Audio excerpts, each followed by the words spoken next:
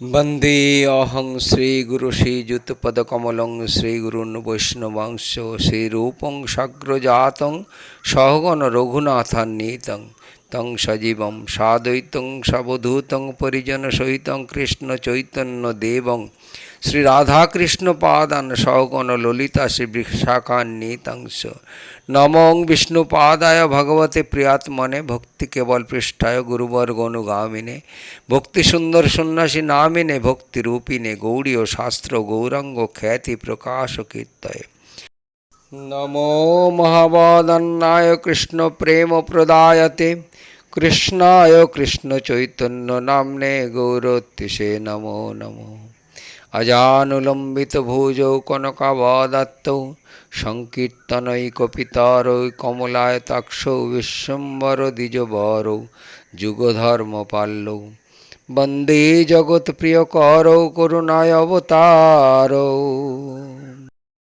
वंशाकल्पतरुभ्यश्च कृपा सिन्धुभ्यो एव च पतितानां पावनेभ्यो वैष्णवेभ्यो नमो नमः।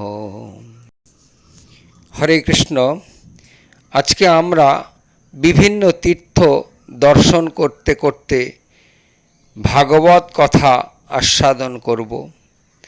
अयोध्या, वाराणसी, त्रिवेणी, दशाश्वमेध घाट, मणिकर्णिका घाट, नैमिषारण्य, सरजू नदी, गोमती एवं जेखाने व्यासदेव आचार्य भागवत कथा रचना करेছিলেন ও সুখদেব আচার্য যেখানে বসে ভাগবত কথা শুনিয়েছিলেন ইত্যাদি স্থান দর্শন করতে করতে আমরা শ্রীশিল ভক্তিবিনোদ ঠাকুরের জীবনী লীলা আস্বাদন করতে থাকব।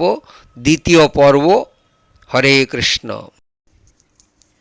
শ্রীশিল ঠাকুর মহাশয় প্রত্যেক শনিবার নবদ্বীপ রানীর বাড়িতে বৈকালে আসতেন এবং রবিবার থেকে সোমবার ভোরে কৃষ্ণনগরে যেতেন। তিনি পরের শনিবারে এলেন এবং রাত্রে ছাদের উপর বসে চারিদিকে দৃষ্টিপাত করতে লাগলেন। সেদিনে ওই অপূর্ব আলোকময় অট্টালিকা দেখতে পেলেন এবং বড়ই আশ্চর্যান্বিত হলেন। কারো কারো কাছে জিজ্ঞাসা করলেন, তারা বললেন সেখানে কিছুই নেই। প্রাতে গঙ্গা পার হয়ে তিনি সেই স্থানে এলেন, দেখলেন তথায় মাত্র একটি তালগাছ আছে। অনন্তর তিনি নিকটবর্তী স্থানগুলি দেখতে লাগলেন।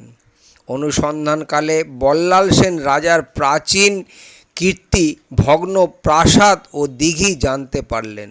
অতঃপর ভক্তি রত্নাকর ও চৈতন্য ভাগবত প্রভৃতি গ্রন্থে উদ্ধৃত গ্রামের নামগুলি অনুসন্ধান করতে করতে গ্রামের লোকেদের থেকে অনেক গ্রামের সন্ধান পেলেন।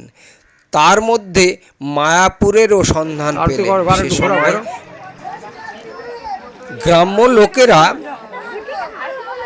ওই স্থানটিকে মায়াপুর বলতো। নবদ্বীপ মধ্যে মায়াপুর নামের স্থান, যথায় জন্মিলেন গৌরাঙ্গ চন্দ্র ভগবান। শ্রীল ঠাকুর মহাশয় বড় আনন্দিত হলেন। এই সময় তিনি শ্রী নবদ্বীপ ধাম মাহাত্ম্য নামক গ্রন্থ রচনা করেন এবং উহা ছাপিয়ে প্রচার করতে লাগলেন। কৃষ্ণনগরের ইঞ্জিনিয়ার দ্বারিকাবাবু নবদ্বীপের একখানা মানচিত্র তৈরি করে দিলেন। ওই গ্রন্থে তাও ছাপা হলো। ক্রমে মায়াপুরে প্রচার আরম্ভ হলো। মহাপ্রভুর আদেশ কিছুটা পালন করতে পেরেছেন বুঝে ঠাকুর মহাশয় বড়ই খুশি হলেন। শ্রী ঠাকুর মহাশয় একদিন কুলিয়ায় শ্রীল জগন্নাথ দাস বাবাজি মহারাজকে দর্শন করতে গেলেন। শ্রীল ঠাকুর দণ্ডবত করলেন। বাবাজি তাঁর প্রতি বললেন, কুটিরের বারান্দাটা আপনি করে দেন।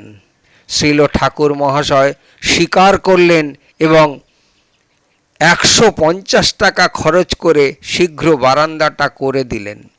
বাবাজি মহারাজের কাছে ঠাকুর মহাশয় মহাপ্রভুর সম্বন্ধে অনেক কথা শুনলেন।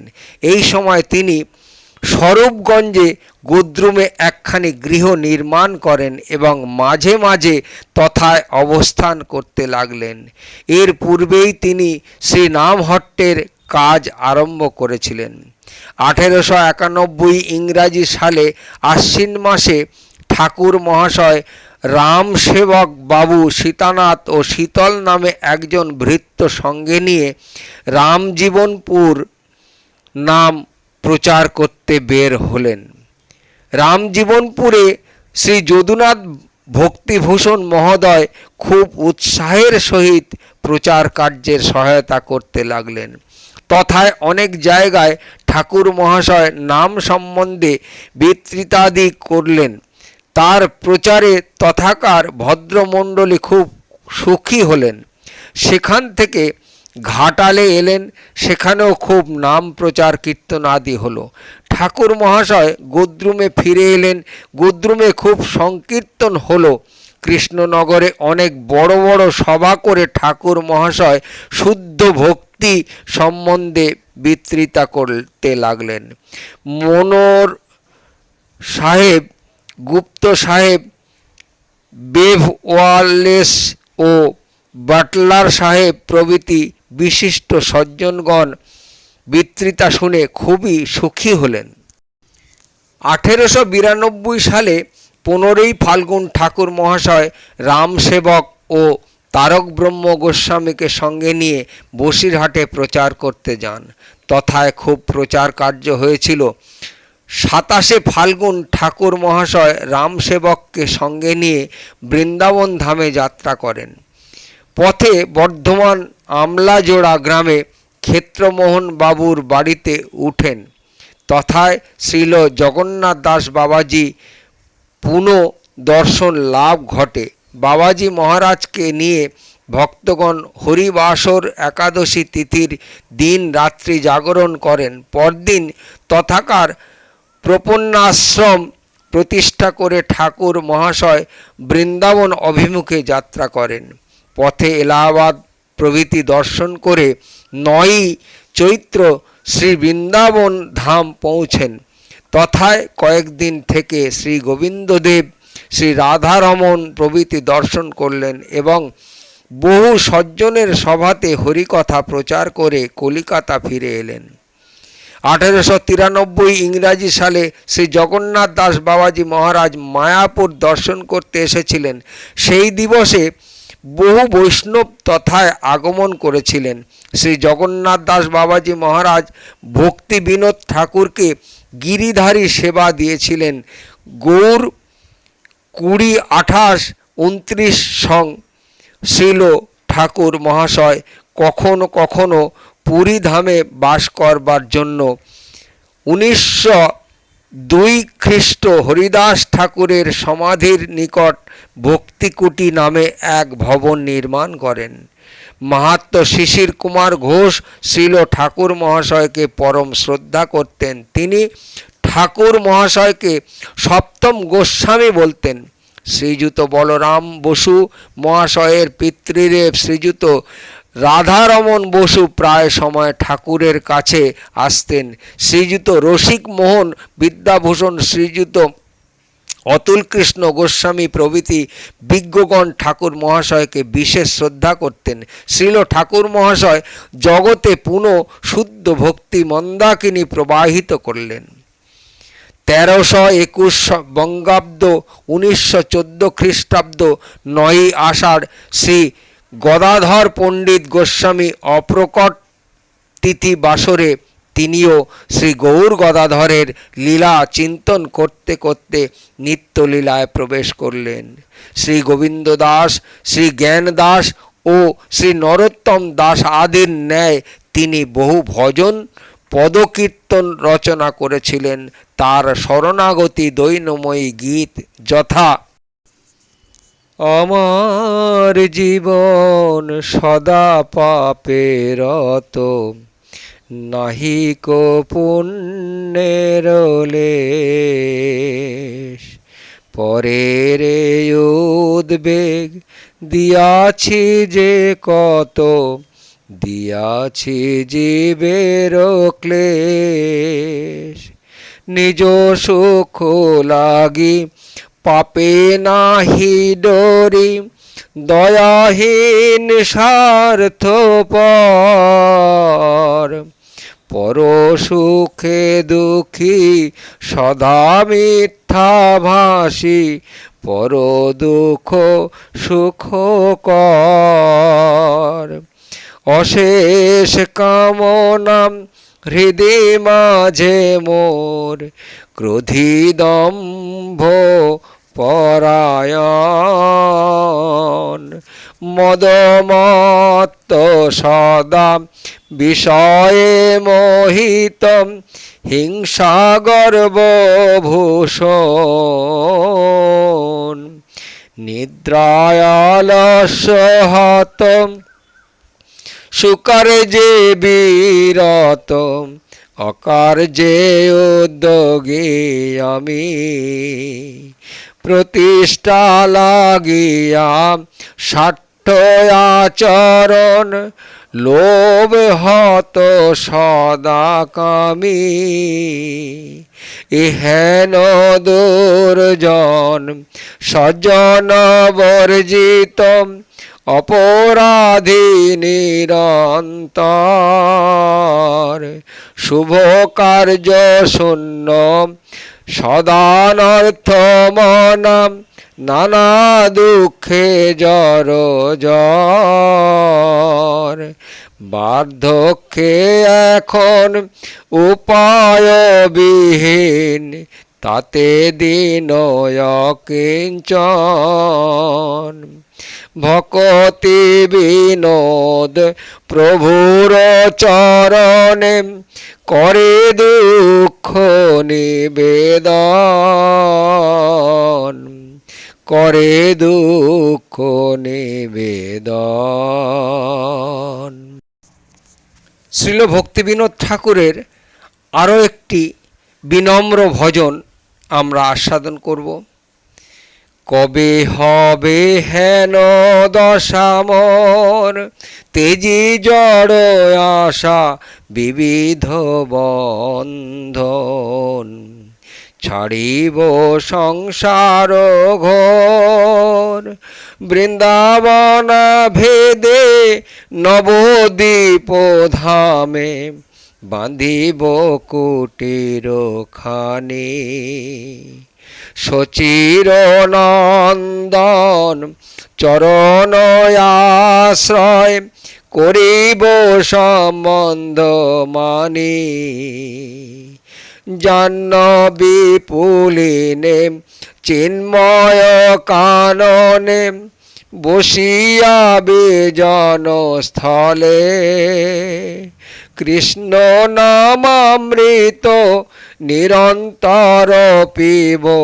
ডাকিব গৌরাঙ্গ বলে, হাগর নিতাই তোরা দুটি ভাই। পতিত জনের বন্ধু, অধম পতিত আমি হে দুর্জন। হমরে কৃপা সিন্ধু, কাঁদিতে কাঁদিতে 16 ক্রোশ ধাম। জাহ্নবী উভয় কূলে, ভ্রমিতে ভ্রমিতে কভু ভাগ্য ফলে। দেখি কিছু তরু মূলে, হাহা মনোহর কি দেখিনু আমি। বলিয়া মূর্ছিত হব, সম্বিত পাইয়া কাঁদিব গোপনে। স্মরিদহু কৃপালব, স্মরিদহু কৃপালব। যশোমতী নন্দন ব্রজবর নাগর, গোকুল রঞ্জন কান, গোপী পরাণ ধন মদন মনোহর, গোপী পরাণ ধন মদন মনোহর, কালিয় দমন বিধান। অমল হরি নাম অমিয় বিলাসাম, বিপিন পুরন্দর নবীন নাগর বর, বংশী বদন সুবাসা, ব্রজ জন পালন অসুরকুল নাশন, নন্দ গোধন রাখওয়ালা, গোবিন্দ মাধব নবনীত তস্কর, গোবিন্দ মাধব নবনীত তস্কর, সুন্দর নন্দ গোপালা, যমুনা তট চর গোপী বসন হর, রাস রসিক কৃপাময়, শ্রী রাধা বল্লভ বৃন্দাবন নটবর, ভকতি বিনোদয়াশ্রয়, শ্রী রাধা বল্লভ বৃন্দাবন নটবর, ভকতি বিনোদয়াশ্রয়। এই ভজনটি গৌড়ীয় মঠে প্রতিদিন দুপুরে ভোগ আরতির সময় এই ভজনটি কীর্তন করা হয়। হরে কৃষ্ণ। আজকে শ্রীল ভক্তিবিনোদ ঠাকুরের জীবনী লীলা দ্বিতীয় পর্বে বিশ্রাম দেয়া হলো। পরবর্তী লীলা পরবর্তী ভিডিওতে আস্বাদন করতে থাকুন। বাঞ্ছা কল্পতরুভশ্চ কৃপা সিন্ধুভ্য এব চ পতিতানাং পাবনেভ্যো বৈষ্ণবেভ্যো নমো নমঃ। यदा यदा हि धर्मस्य ग्लानिर्भवति भारत, अभ्युत्थानम् अधर्मस्य तदात्मानं सृजाम्यहम्, परित्राणाय साधूनां विनाशाय च दुष्कृतम्, धर्म संस्थापनार्थाय সম্ভবামি যুগে যুগে। সেইরূপ আমাদের শ্রী ভক্তিবিনোদ ঠাকুর গৌরাঙ্গ মহাপ্রভুর কৃপাতে তিনি আবির্ভূত হয়ে সমস্ত পাপী মানুষকে উদ্ধার করার জন্য এই মহামন্ত্র চারিদিকে তিনি ছড়িয়ে দিয়েছিলেন। আজও অম্লানভাবে চারিদিকে জাগরিত হচ্ছে মহাপ্রভুর লীলা কাহিনী।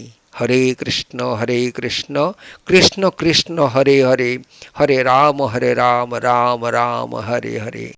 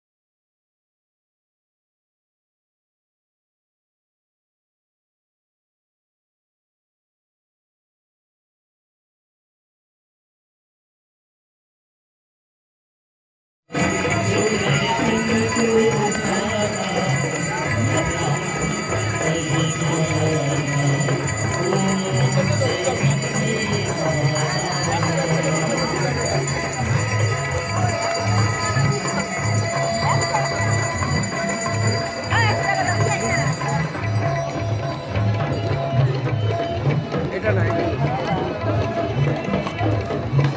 ব্যাগটা রাখো, ব্যাগটা রাখো।